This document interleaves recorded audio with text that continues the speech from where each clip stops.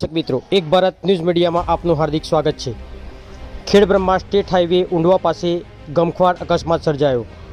વડાલી તાલુકાના કુબદરોલમાં ટ્રેક્ટર અને બાઇક વચ્ચે અકસ્માત સર્જાયો।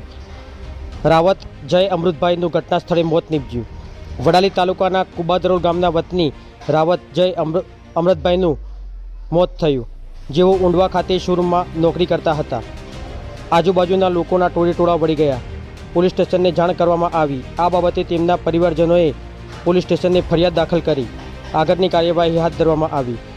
જય ઉંડવા પાસે શોરૂમમાં નોકરી કરતા હતા।